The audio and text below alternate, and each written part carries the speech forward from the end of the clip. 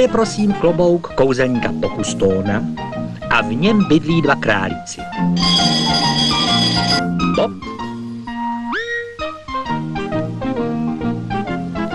a Bobek. Jenže tomu se nikdy z vyhřátého klobouku nechce. Vstávat, vstávat a cvičit.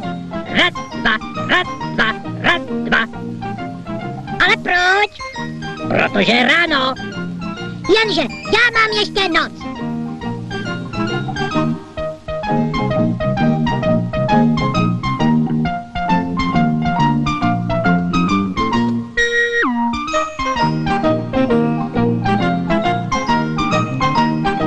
Vstávat, jde se do práce. Ale proč? Protože práce šlechtí.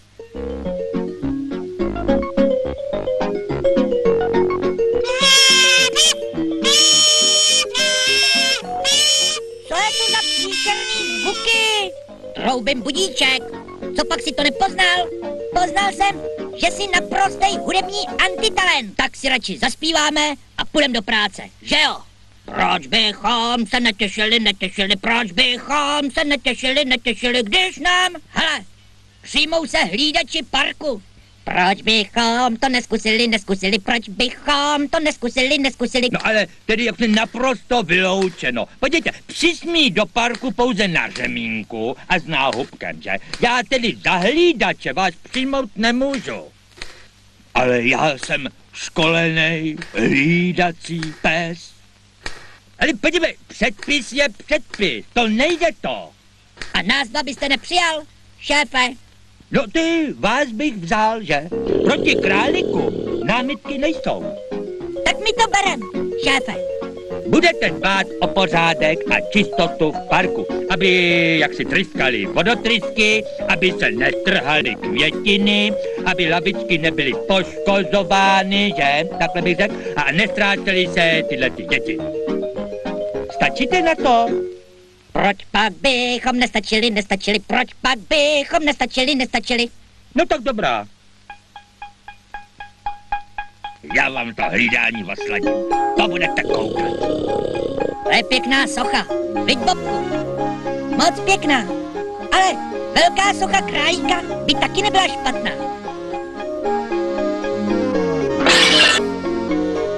No tohle... To musel udělat někdo schválně. Schválně nebo nerad, musíme to uklidit. Moc dlouhou hlídat nebudete, to vám zaručuju. Bobe, podívej! Ten vandál, musíme ho chytit. Prohledáme okolí.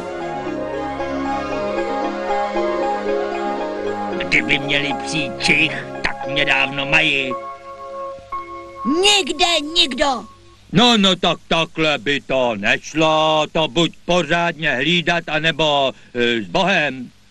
Ano, šéfe, my to dáme do pořádku a toho ničemu dopadnem. No, to jsem zvědav.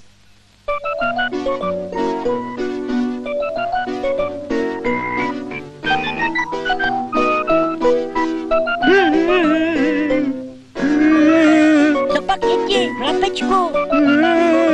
Ztratila se mi koloběžka. Tak nebreď, však ona se najde. Jo, najde. Jak vypadala? Normálně. Našel jsem stopu po koloběžce a vedle po psí noze. Tak jí ukradl nějakej pes. Za ním, Bobku.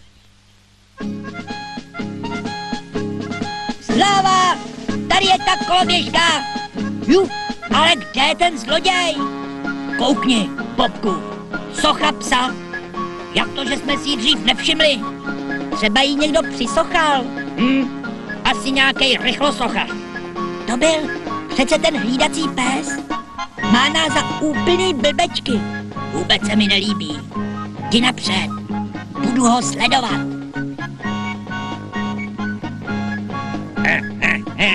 Nic těm králičím mozečkům nedošlo, jo? A já jim to teď zavařím a to budou koukat.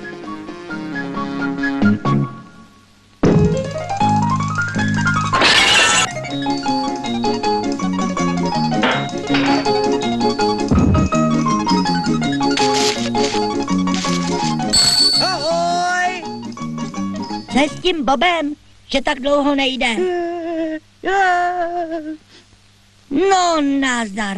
Další průšvih. Co pak se ti stalo, holčičko? Zakotálel se mi míč a nemůžu ho najít. Pomůžu ti hledat a určitě ho najdem.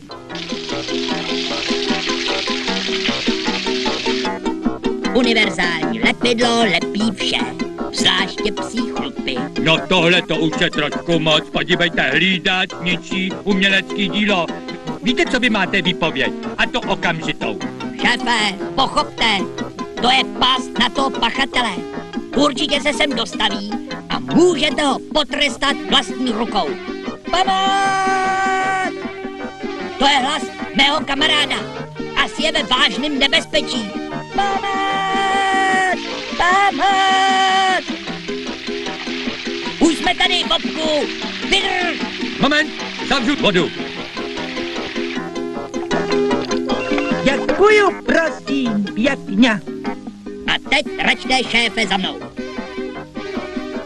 Pozor, už se blíží. Nemýlím-li se, tak to je ten odmítnutý pes. Kde pa máme pána? A co náhubek? Jedině ostříhat dohola, jinak se neodlepí. Tak, nashledanou, šéfe. Dobrou noc.